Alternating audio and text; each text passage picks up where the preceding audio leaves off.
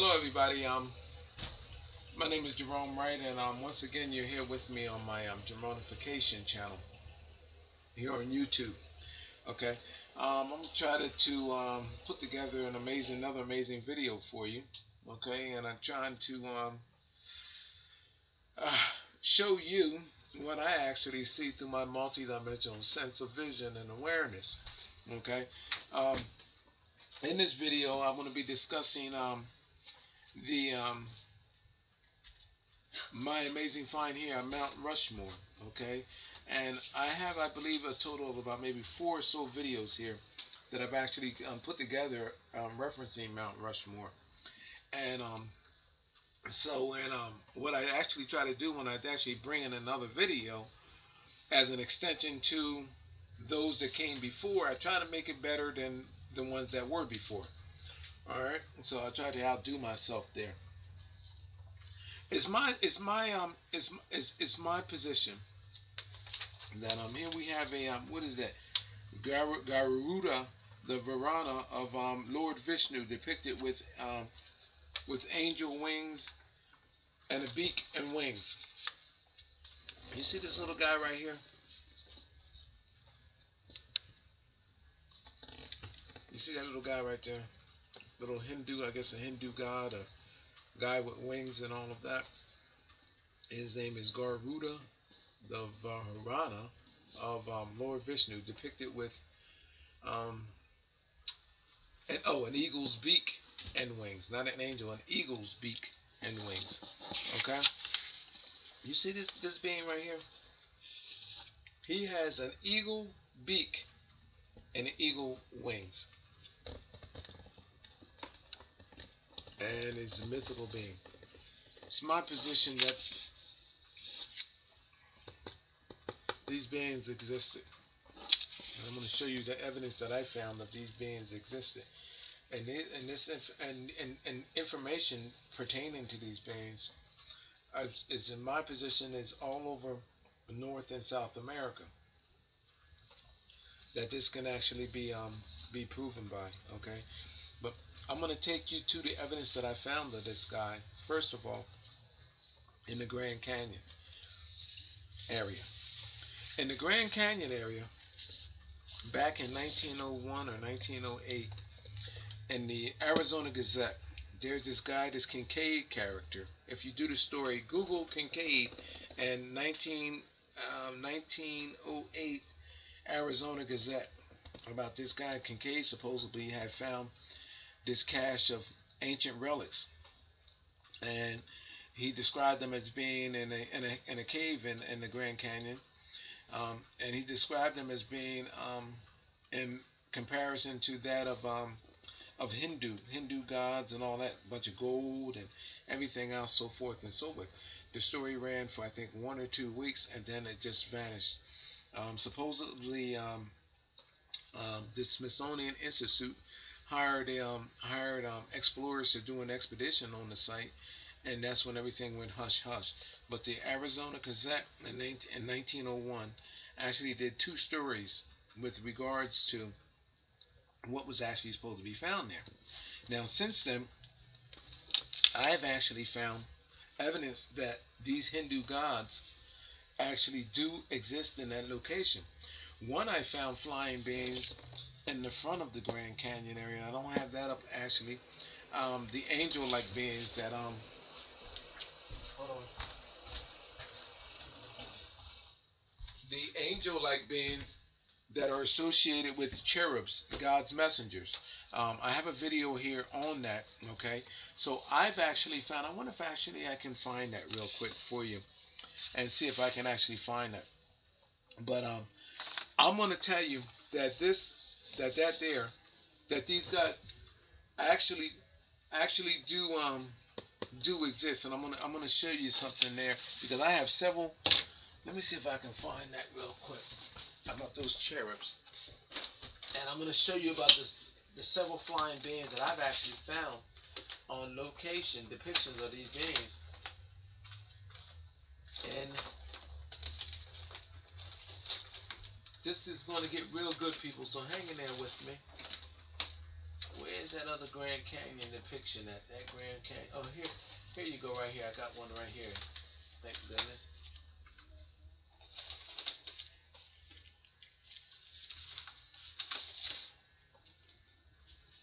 All right.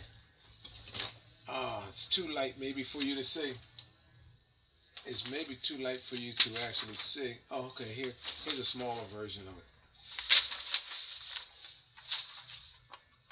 Try to bring that in for you. Here's some flying beings that I'm gonna bring this in, and this is an image. I have a video here on this too, by the way, people. But here, this is the Grand Canyon banner. If you Google photo of Grand Canyon banner, there's two cherubs here, and they have their wings on their back and all. There's the head of one, and then there's the other facing it, and then they have the wings on their back, and there's a symmetrical shapes, well, not a symmetrical shapes right here that creates these angelic-like figures right there, and they're not only on this side facing each other like we see in our religious images today, but they're also on this side as well too. And I have a video. I have clearer images of this. This is just one I just pulled up just for the sake of this video. So this is one depiction of flying beings. These are human figures. Those faces, I'm going to see if I can bring that in closer for you. There's a face there with hair. There's a face there with hair. There's a wing. And then there's a wing. And again, I have a video here on this. If you want to see the video, please go to my video. This is one set of flying beings there that I've located on the Grand Canyon. Okay? And you'll be able to see that in the Grand Canyon Park National Banner. Here's something else that I want to show you with regards to that. The next flying being is depicted here. There's glyphs. This is the Vishnu portion of the Grand Canyon. There's a flying being right there. There's his eye socket, his nose, his mouth, his chin, and he has a wing on the back of his head right there. Then there's another being right next to him, and you see the male repelling. Now I'm gonna bring it in closer because I have another. Can I bring this in? I'll bring that in closer yet because I'm gonna bring you into the climax. It gets better, people. So just bear with me. There's the head of a man there with a wing on his head, and this is a glyph, just like in our Egyptian glyphs, but except this is at the Grand Canyon, in a place that's supposed to be 1.7 million years old, that was supposedly carved by a higher level of the Colorado River, which is here where you see this man repelling that. Now I'm gonna bring in a clearer image of that, which is right here. It's black and white, and you can actually see the man's face right there. Now, what you can pretty much do is I have this image on my Facebook page, and it's a whole lot clearer. But there's the man's face. There's his lip. There's his chin. There's his eye socket. There's his forehead, and he has that snaky over or bone sticking out of his forehead, curved over right there. And his wing on his head, people, is factored into his face skull structure. Look at that. And then on his forehead, the wing continues out on top. And then there's also another flying being next to it. And there's a complete readable glyph along that Vishnu portion of the Grand Canyon right there. Okay? What's good about this is that not only is this an archive image that is showing this image, but if you go into other images, archive images of this same location, you will see that there are readable glyphs on the sides of the rocks of the Grand Canyon, on the mountainsides of the Grand Canyon. Alright? Now, which takes me to my next thing, because what I'm leading up to is that these creatures existed, and so therefore their myths are true. Okay? Now, let's go to Mount Rushmore. I'm going to show you because in my all of my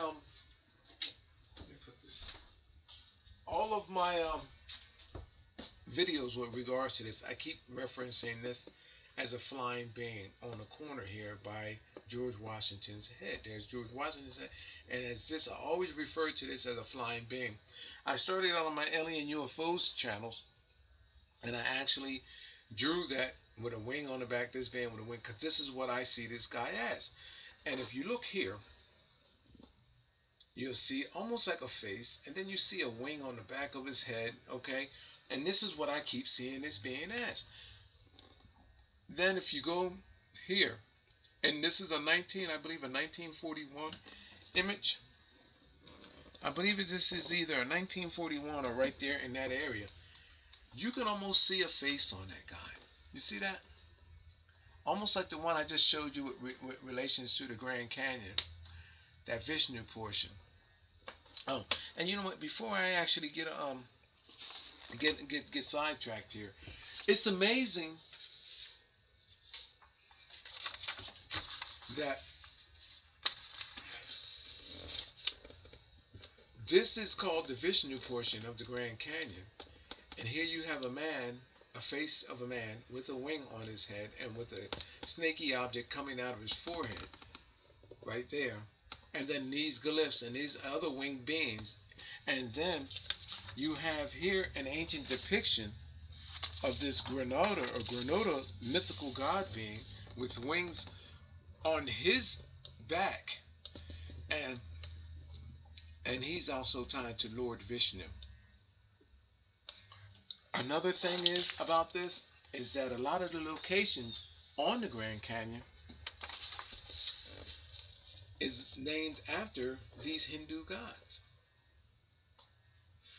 Another fact of the matter is that this association with these wings and our native Indians of that area wearing these feathers on their head.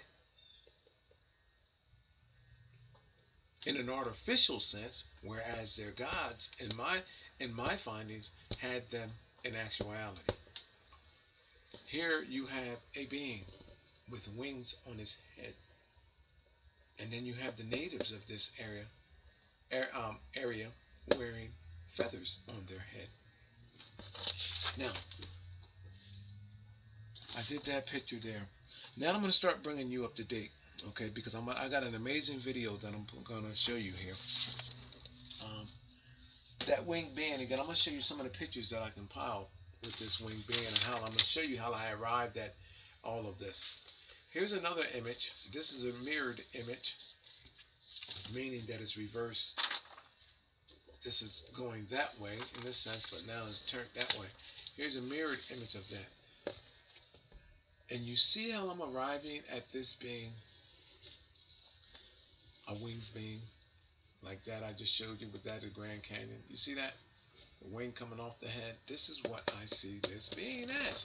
And it's my position that before the president's faces were there, Washington, Roosevelt, Lincoln, and Thomas were there, that there was a glyph here.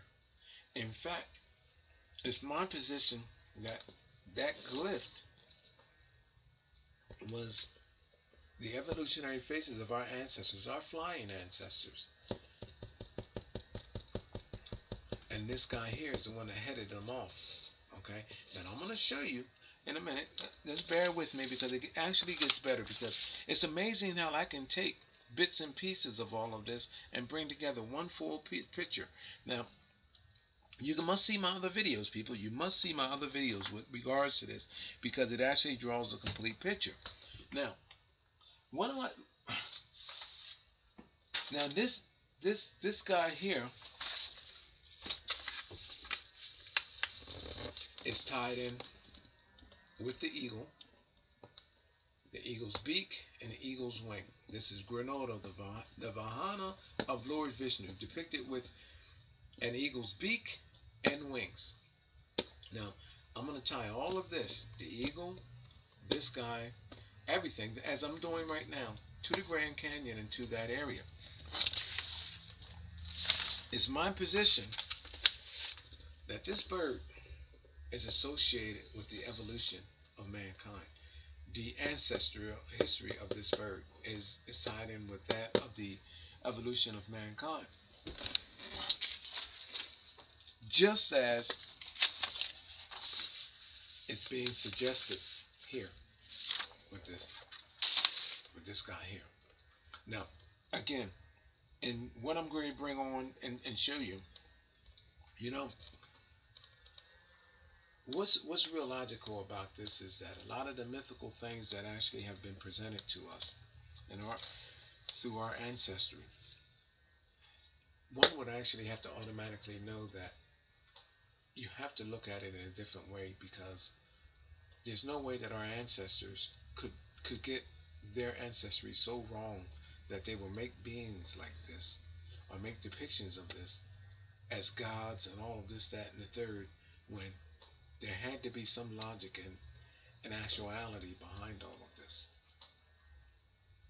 And in my findings that, I mean, it actually was. There were genetic bridgings and manipulations that later caused for our likeness, and we evolved, our ancestors evolved through stages of these beings before they got it to where we actually are now in a period. It's my position that it still actually is happening today, and I can trace it from its beginning roots through to its current.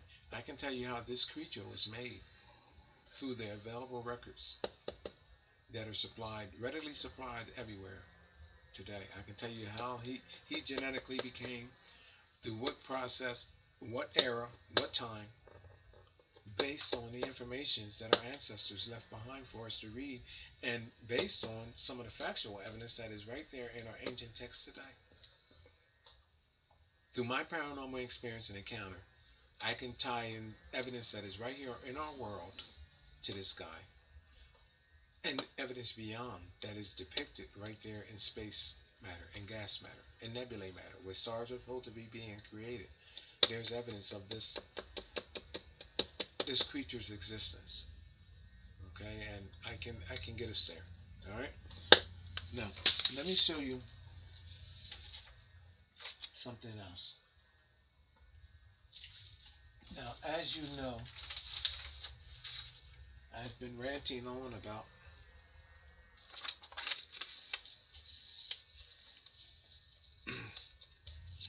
what's been happening here at Mount Rushmore prior to the presidential heads. Now, before I go into ranting about what I'm going to describe here and what I can see, I want to show you something about this. This is Mount Rushmore before the presidential heads were there. Look at this. This is a mountain. Don't you feel spiritually drawn to this image?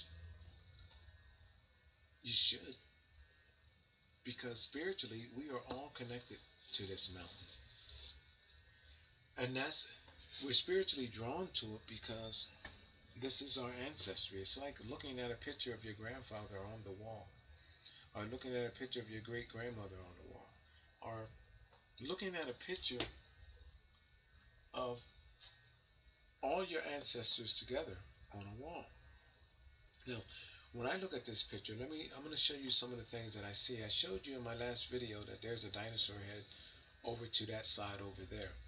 But what I see through my multidimensional sense of awareness, I see the body of a dragon-like creature laid out across the mountain, and its head wrapped around and come around and spins around and comes right there.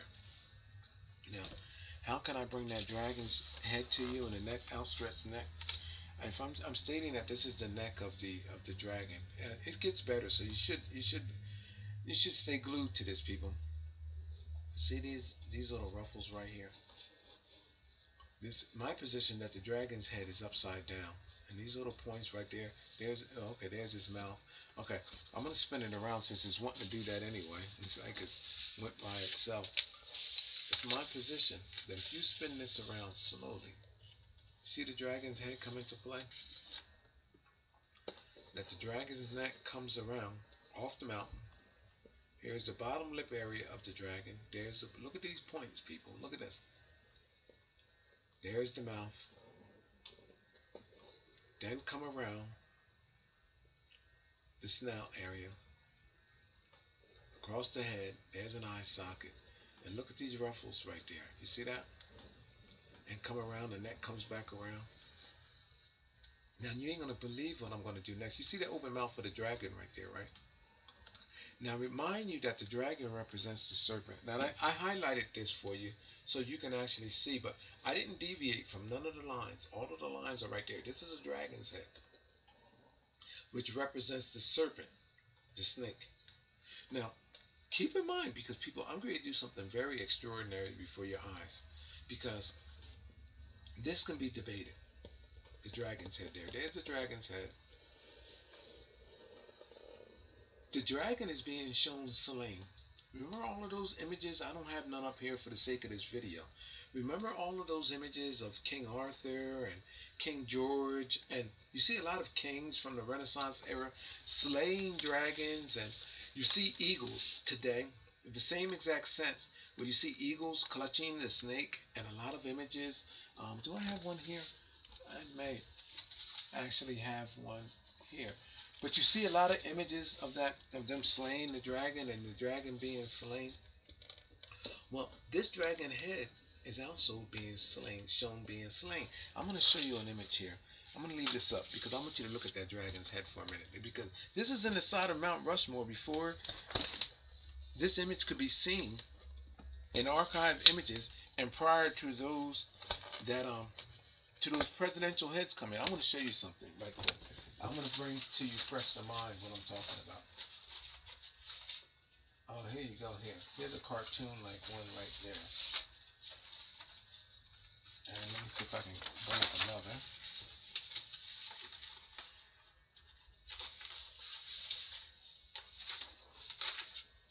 Oh, there's a half bird man there. Oh, I got that Granada guy up big too. I didn't realize that I had that guy up so big. Okay. Let me show you something here. That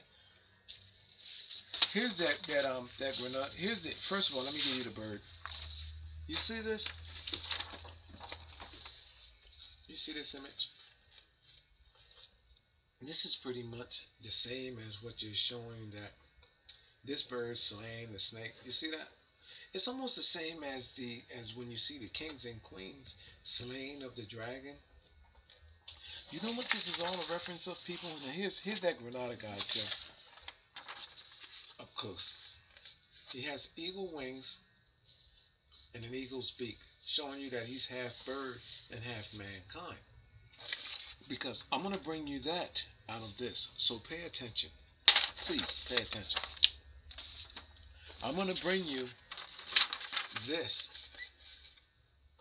to the faces of where now Mount Rushmore faces, presidential faces are. This guy here, watch, on how he came to be. Here's another image. I guess this is Indian. This is, oh yeah, this is the Granada Vishnu or whatever too. And here's another image. Our ancestors did not go through this trouble to create these beings in vain. Our ancestors created these beings because they were actual, they were factual, they were realistic beings. I'm going to show you something, and I'm going to bring reality to you, right to your computer screen through this video that I'm creating. See that? They're saying, hey, look, we're part bird and part mankind, and off the genetics of these creatures, we once had these wings, we once flew, we once functioned in the way that these creatures did genetically. That's what these images are saying. Now I'm going to show you something on a larger scale, larger than life, and which is all self-verifying. That's what I love about my videos and me creating them, because they're all self-verifying. Okay, we're at the dinosaur's head. You can see this. You can see the head of the dinosaur. See that? Look. Look at the spikes and all of that there. So look at this creature's face. Look. There's his eye socket there. Look, coming around the skull of his head. Look at the defining features there of this creature. Look. See that? That do I have an image of a dinosaur up? I wonder if I have one, or are they closed in on file? I probably don't have one, but you know what a dinosaur looks like, right, people? I'm sure you do. But you know how the scaliness in its neck is there? You see that? Look, do you see that there? Look, what is that doing in the mountain? How can I put a dragon's head in the side of Mount Rushmore? Oh, hold on. I have an image that I didn't do anything to. Hold on, I have. Let me turn this upside down. Look, people. I didn't do anything to this. But look at the head of the dragon right there. Look. Right there. Look at the scaly points. Look, people, look. Of what you would expect of a dragon's image to look like. Look. Look at that. The neck. The neck turned out of the top of the mountain where George Washington's head would be back here somewhere now. And look at the neck turned around, comes around under the neckline, under the throat, under the mouth area, the elongated bottom lip, and coming around, coming over, across the top of the head of the dragon. Look at the scaly features of this creature, people. Look. Out of Mount Rushmore. Now this is gone now because they sculpted it away. But listen. So what is that dragon's head doing turned back in? You know why? Because this creature is genetically phased out, and you want to know the new creature that phased in off this creature? You wouldn't believe it if I told you. Take a wild guess what that creature is now, has become. What this creature is down, just like they show you where they're standing on top of this creature in many of the ancient biblical pictures, where these saints are standing on top of the serpents, or standing on top of the dragons with their swords down in these beasts. What else is there? Where the dragon is slain or shown defeated. That is what's going on here. Here, this creature is genetically defeated. You know why? You want to see something cute? I'm going to show you something. You see how this eagle is standing on top of his kill, foot clutched out? I'm going to show you something, people, that looks real nice. You want to see how this eagle in this cartoon-like image over here, where are we at? Okay. Where that creature is holding the serpent and biting in the other end? Well, people, there is a sculpture that is larger than life right here at Mount Rushmore before the 4 presidential heads came there. There are sculptings there. Now, I just turned that dragon's head over. Now, mind you, the dragon's head is right here, turned back. Do you want to know what this creature is right here that's shown emerging from the dragon? It's an eagle. Those same forms in the dragon's neck that is now shown slain, laying dormant, lying genetically dormant. The same ruffles in the collar of that creature's neck. In fact, let me turn it back over because I have other images. I'm going to show you how it's shown that this creature, genetics, and it's shown at this location where flying creatures were made. The flying dragons and all of that stuff, people, those myths and those cartoons that they created and those fairy tales that they made. Well, people, how come there is a dragon's head? This is images, archived images of Mount Rushmore. This is a dragon's neck turned around and sculpted in the rock. Look at this, people, look.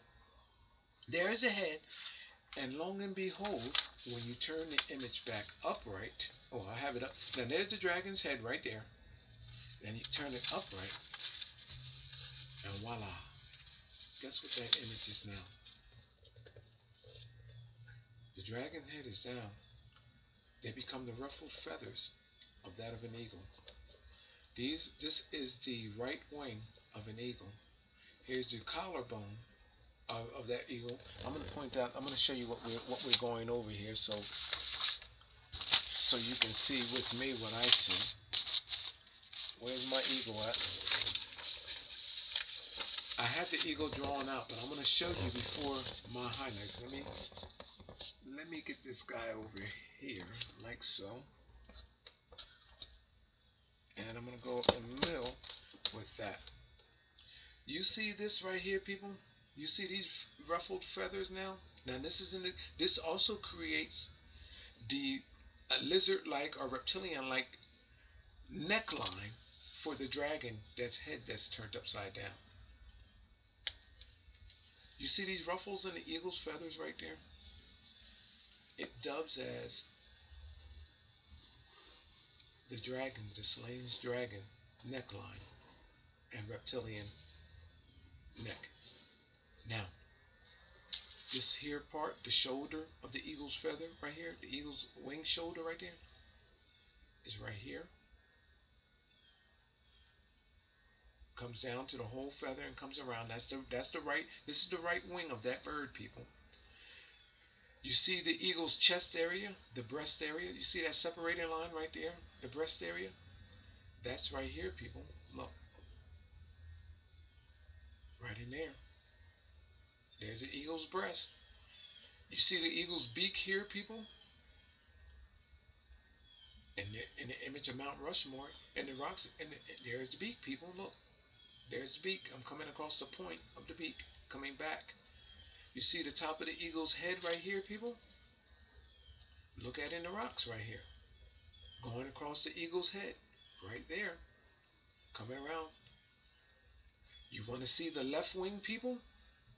Here's the left wing coming up, crossed by the bird's beak, over. See the ruffles in the feathers, people?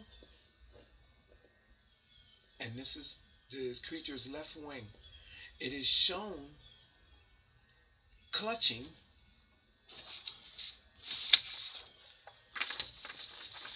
or evolving or emerging from the creature that it was genetically bonded with.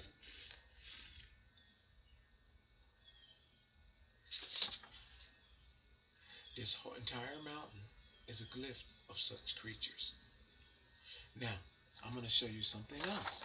I'm going to take this down. Now that I got your attention,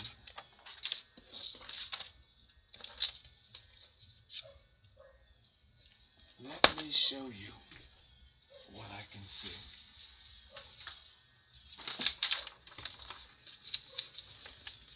There's your eagle right there.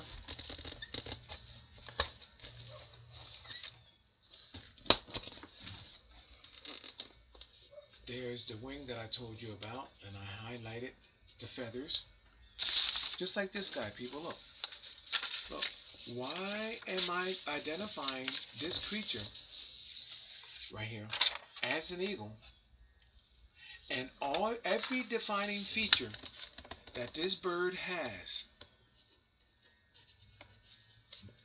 in feathering is identically matched to what's being depicted here. Now, they're my highlights, but I can take you to an image where I did not touch that, and you still have the same thing. The symmetry and the lines of that bird is depicted right here in the rocks. Now, lo and behold, the American symbolization, or the American symbol, is this bird. And now here we have this bird at Mount Rushmore, a place where later 4 presidential heads were sculpted. Right there where this bird where this bird is, and this dragon that I just showed you, is the head of Washington. Then right next to that is Thomas Jefferson. Then right next to that is Theodore Roosevelt. And then right next to that is Abraham Lincoln.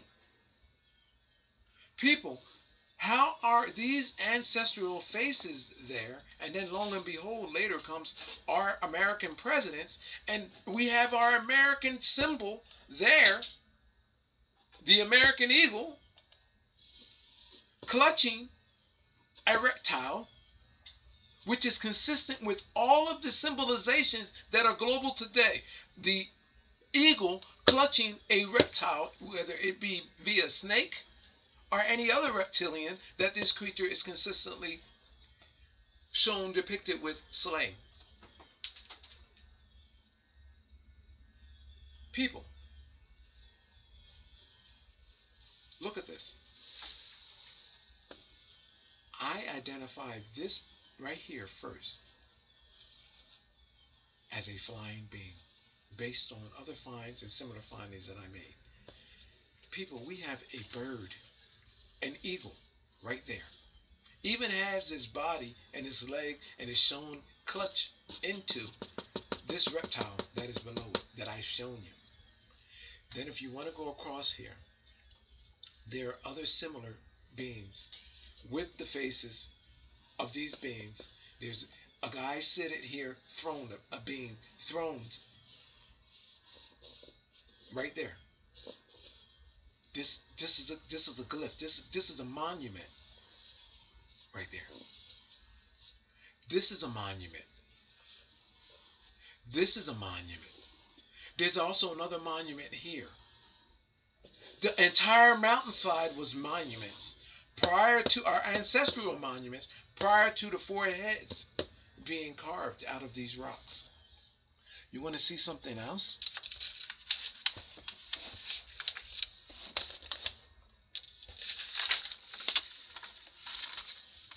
Why is there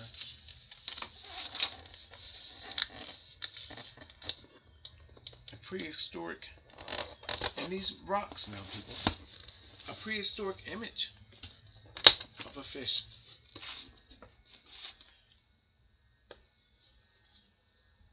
Right there. Again,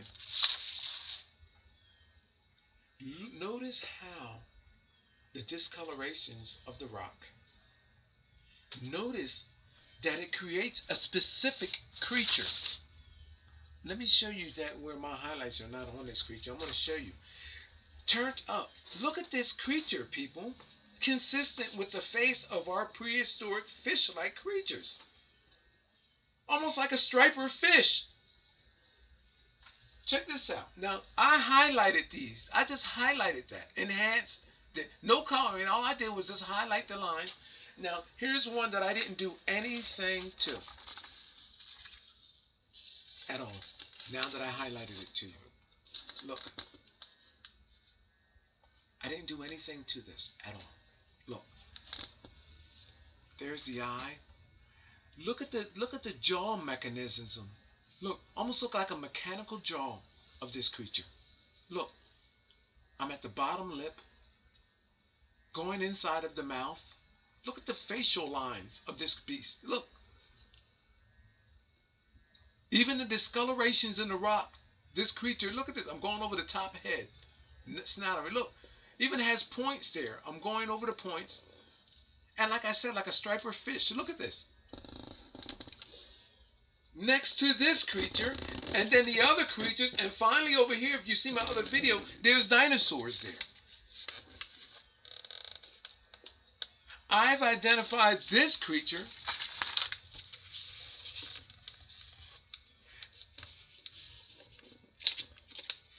you know the mythical penguin creature on Batman and Robin?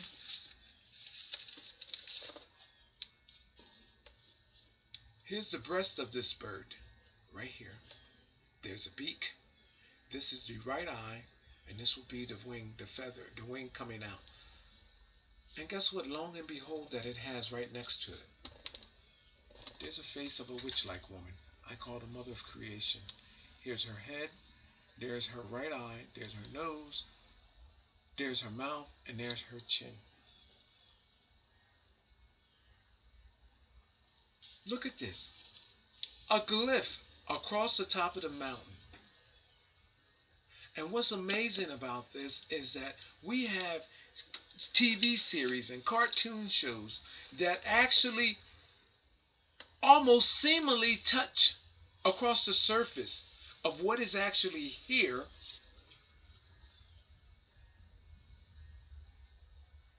in a mythical sense, And yet I'm bringing everything that I just described here in reality.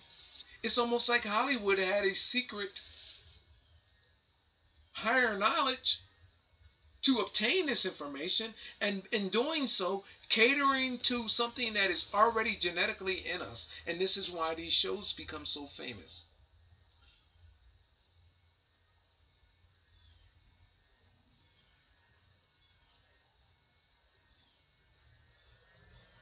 I could almost draw you a bat cave down here and show you the Batmobile coming out.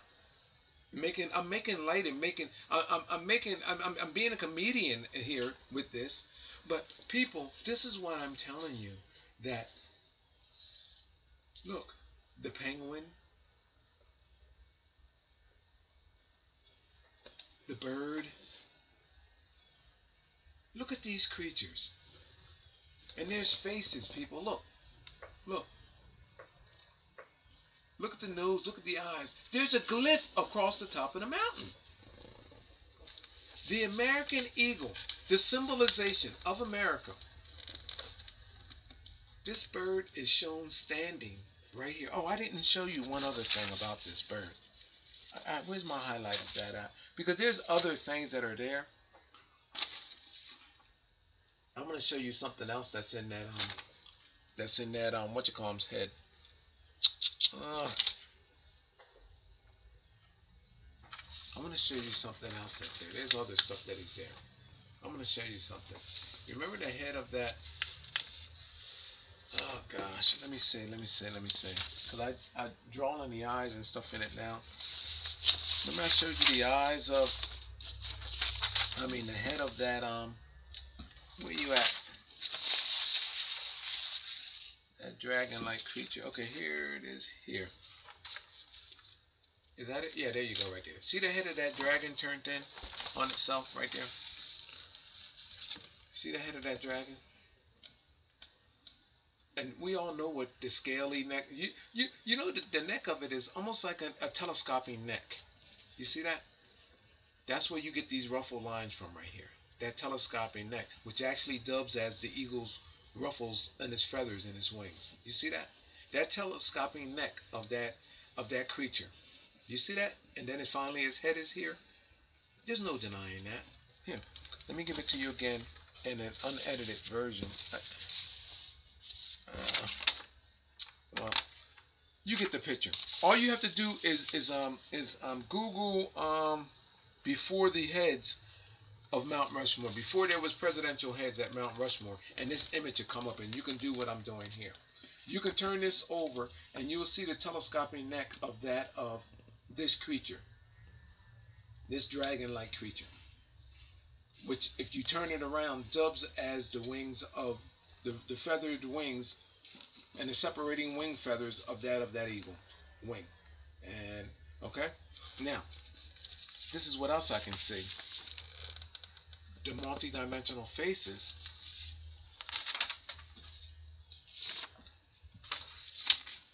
of other beings. One, two, and three. You got one face up there, one there on top of another, and then there's one there. Multi-dimensional faces of creatures that evolved through the process that created the genetic being of mankind. Evolutionary faces I can see in the rock. Alongside of that that other face that I just shown you. Alongside, well, within this face, I see the other faces. And the reason why I can't draw them all in, you see what I'm talking about there? The reason why I can't draw them in with this is because if I were to try to include those multi-dimensional faces in there, which are here, there's one here, mouth, nose, and eye, and where the chin begins for this guy, it's the forehead of the one that is down here. It's two heads on top of each other. Multi-dimensional faces, people. And then on the back, there's another. And this is how it shows those faces, multi-dimensional evolutionary faces that emerged from this guy in the process.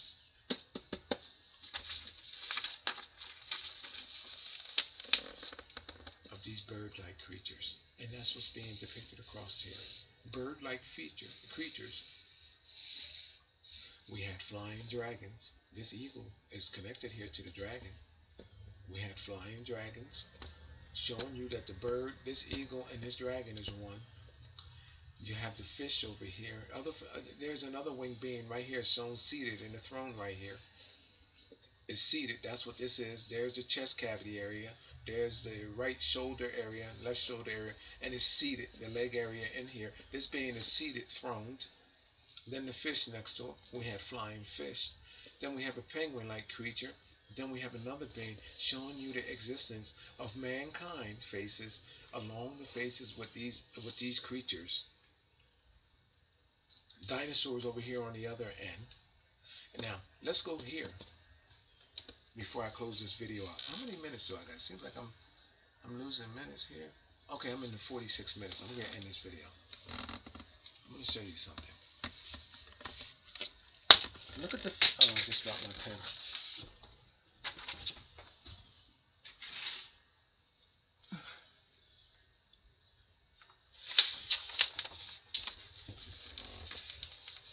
I don't know if you can see it or not. See the face of this guy right here? That would be the eye area, the forehead area, the nose area, the mouth area, and the chin area. Almost look like a droopy faced dog right there.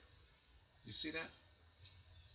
And if you look at this here, almost look like a person standing there. You see that? But anyway, you see this droopy faced dog face looking character right here? You know what I see there? I see a head inside of a mouth of a serpent. The serpent's mouth is open. Here's the nostril area of the serpent. Coming over top of the bridge of the nose of the serpent. Cross over, come down, and the serpent's head is part of the mountainside. Now this is not no longer there out Mount Rushmore. And you know what it's showing you? Facing up to the gods, behold, man emerges from the serpent. I've attached a similar scenario to that of Nervi Hall at the Vatican. Nervi Hall being named after the person that created the hall, and the same images is almost in that of the Finzini sculpture that is at the Nervi Hall. And if you haven't seen my video here, people, you need to see my video.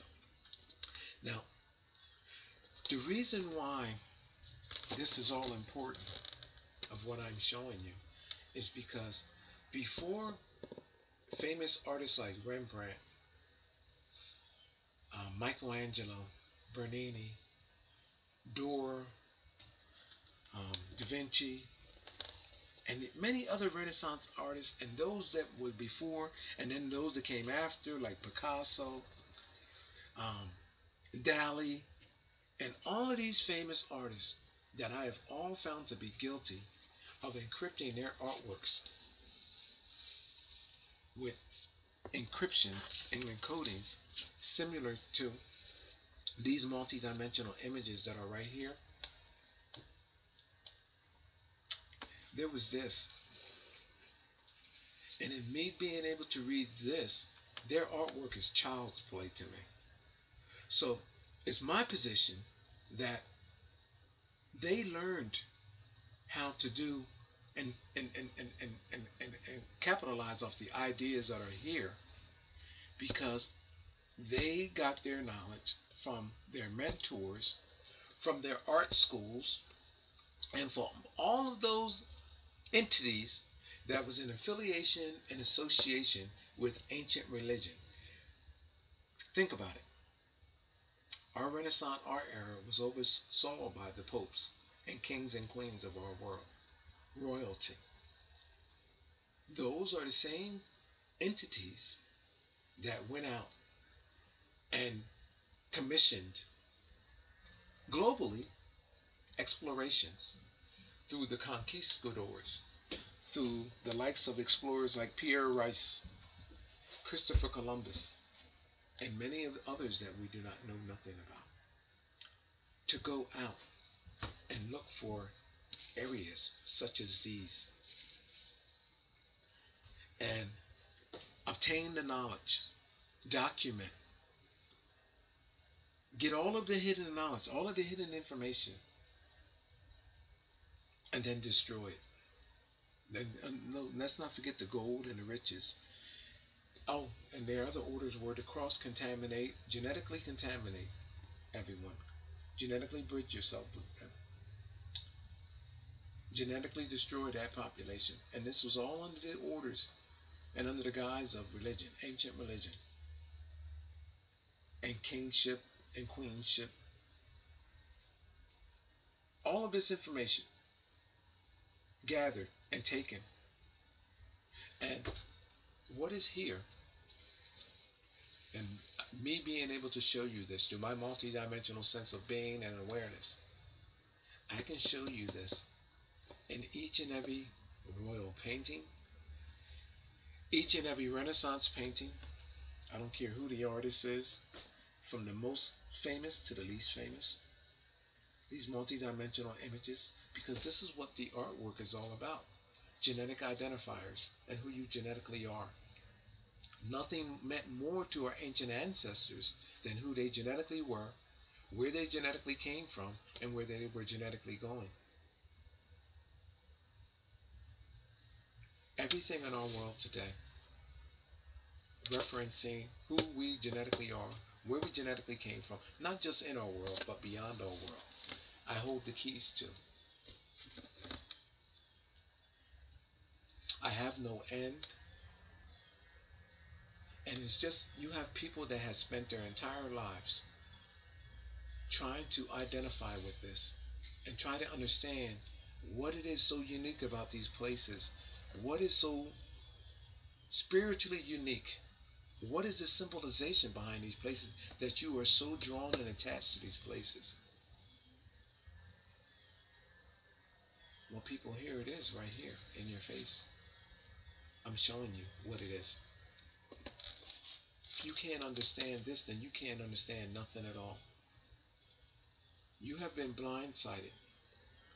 They have created these barriers to keep you from seeing this. They tell you that something is wrong with you when you see images in the clouds. They tell you that something is wrong with you mentally when you start experiencing different feelings about who you are and where you need to be and where you belong. These kind of barriers, they get you through a medical sense. Or you need to be on medication so you don't see these things. Or you done slipped and hit your head, making jokes of being able to see things in the clouds. Well, I started off seeing things in the clouds, and I'm glad that I did. Because now I can show you things not only in the clouds, here in our world, but in the clouds beyond our world, and nebulae matter in space, and all throughout space. I can show you images in the sun. I can show you images on the moon. I can show you passages through space based on me being able to identify these images.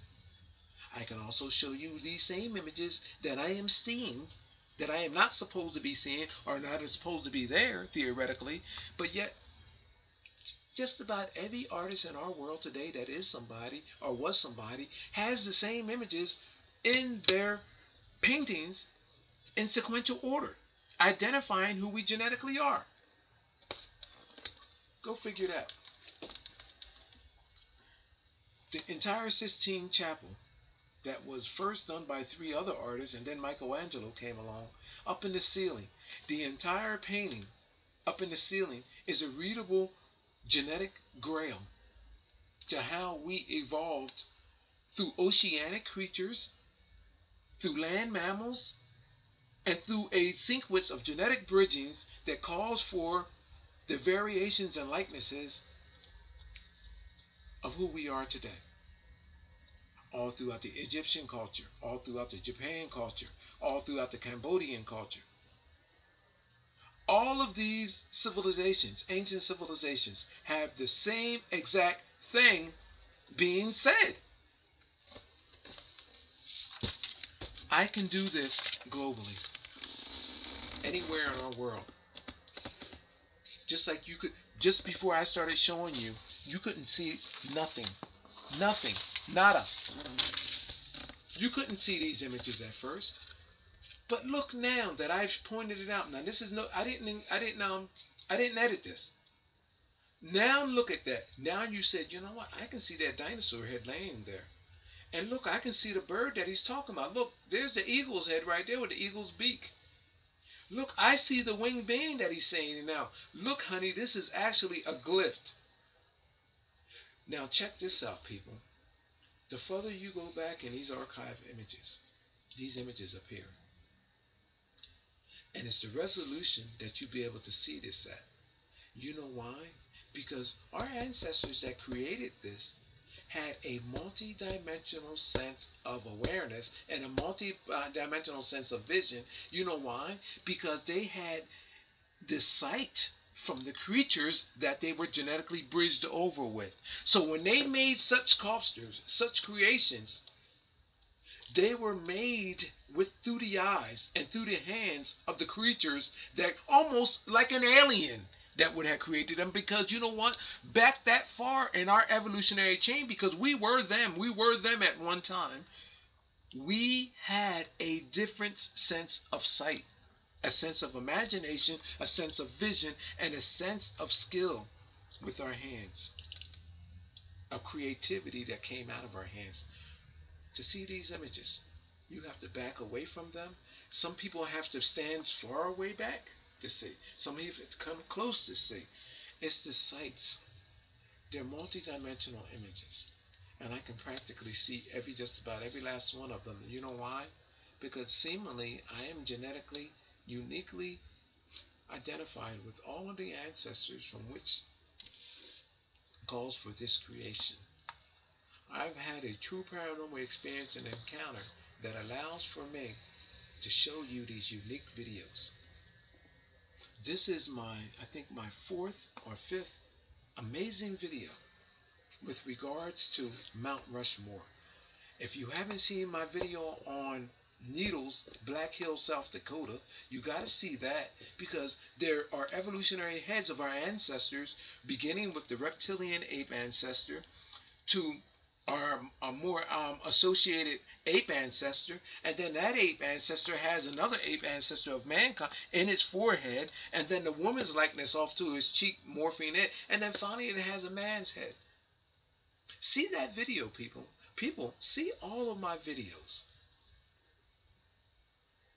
especially these type. I have discovered places in our world that have not even been recognized yet, or have not even been touched, where I can do the same exact thing with. You know why? Because how we evolved in this onto this world and through this world is not through what the teachings as they are described.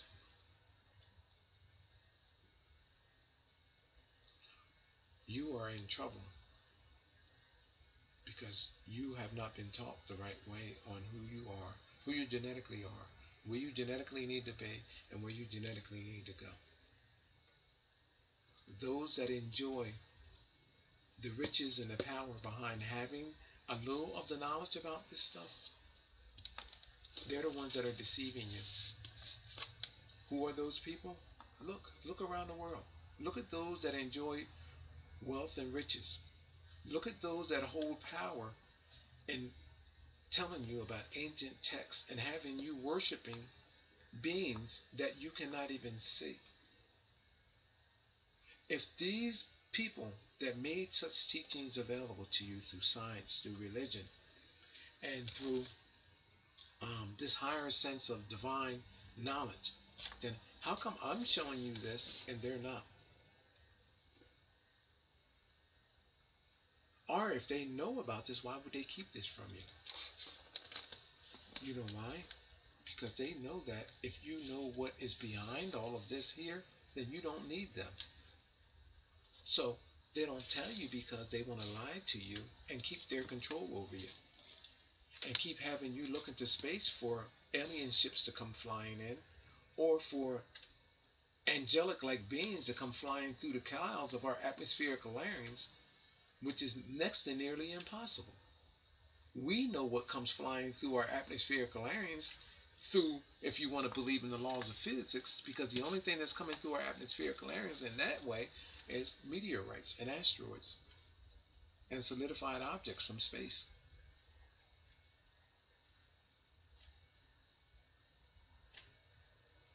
Is it possible? Yes. I say it is because I don't want to share that experience with you, but I'm going to actually go because my 60 minutes is up right now. I'm going to stop there. Okay? My name is Gerone Wright. You're watching my Geronification channel. We have the body of an eagle. Here's the leg of the eagle right here. Here's the eagle's, I think it's right leg, no, left leg, and there's his foot coming down and it's at the dragon. The whole body of an eagle, the American symbol right there, and there's a glyph of these beings right across there. My name is Gerone Wright. You're watching my Geronification channel. Thank you.